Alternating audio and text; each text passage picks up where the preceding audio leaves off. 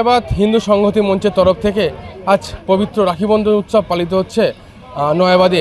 ইতিমধ্যে এখানে উপস্থিত রয়েছেন হিন্দু সংগঠন, বিভিন্ন হিন্দু সংগঠন সহ যে ভারত সেবাশ্রম সংঘের মহারাজ সহ একাধিক বিশিষ্ট ব্যক্তিবর্গরা। ইতিমধ্যে কিন্তু এখানে এলাকার মানুষদের ভিড় কিন্তু লক্ষ্য করা যাচ্ছে এবং যে সকল সনাতনী মানুষ তাদেরকে কিন্তু এক জায়গায় করে এই যে রাখি বন্ধন, সেই রাখি বন্ধন উৎসব পালন করাই কিন্তু মূল লক্ষ্য এই নয়াবাদ হিন্দু সংহতি মঞ্চের। ইতিমধ্যে কিন্তু এই রাখি বন্ধন উৎসব উপলক্ষে বিভিন্ন সাংস্কৃতিক অনুষ্ঠানেরও আয়োজন করা হয়েছে এখানে এবং এলাকার সকল সনাতন মানুষের ভিড় কিন্তু লক্ষ্য করা যাচ্ছে এই অনুষ্ঠানে। গতানুগতিকতা ভালো মন্দর বিচার্য বিষয় নয়, আমাদের বিচার্য বিষয় এই পবিত্র অনুষ্ঠান রক্ষাবন্ধন যে মানুষ কতখানি গ্রহণ করেছে, স্থানীয় মানুষকে আমরা কতখানি সামিল করতে পেরেছি, তাদের মধ্যে কতখানি সাড়া জাগাতে পেরেছি, প্রেরণা জাগাতে পেরেছি, এটাই আমাদের উদ্দেশ্য, এটাই আমাদের কাজ।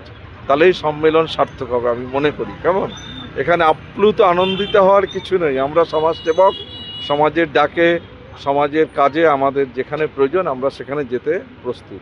তাই সেই নিজেদের অনুষ্ঠান মনে করে এটাতে এসেছি, সকলের মধ্যে সেই ভাবধারাকে প্রভাবিত করা, যারা সেগুলোকে আমরা সবার মধ্যে ছড়িয়ে দিতে পারি এই রক্ষাবন্ধনের আদর্শ উদ্দেশ্যকে। এই জন্য আজকের অনুষ্ঠান সত্যি সুন্দর হয়েছে এবং সাফল্যমণ্ডিত হয়ে উঠবে আশা রাখছি। এদের যা ভক্তিভাব, নম্রতা, এদের যা ধর্মপ্রেম, হিন্দু ধর্মের প্রতি আনুগত্য, সেটার এদের সংগঠনকে আরও এগিয়ে নিয়ে যাবে আমি এটা মনে করছি। একটা ভালো দিন আজ, আর এই দিনটাকে আমরা সব হিন্দুকে এক জায়গায় করার চেষ্টা করছি এবং এখানে আমাদের সঙ্গে সহযোগিতা করছে। বেসিক্যালি আমরা এটা হিন্দু সংহতি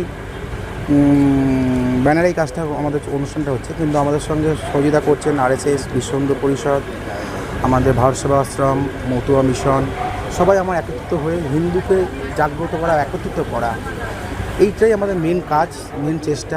মূল উদ্দেশ্য হিন্দুদের মধ্যে ঐক্য জাগরণ তৈরি করা। আমরা প্রত্যেকটা হিন্দুদের মধ্যে এই বার্তাবরণ যে সব ধর্ম, এই হিন্দু ধর্ম আমাদের, কিন্তু প্রত্যেক ধর্ম যার একই পথ আমাদের, কিন্তু সবাই একসাথে থেকে সেটাকে ঐক্যবদ্ধভাবে আসা। নয়াবাদ থেকে প্রিয় মুখার্জি রিপোর্ট, কলকাতা টিভি।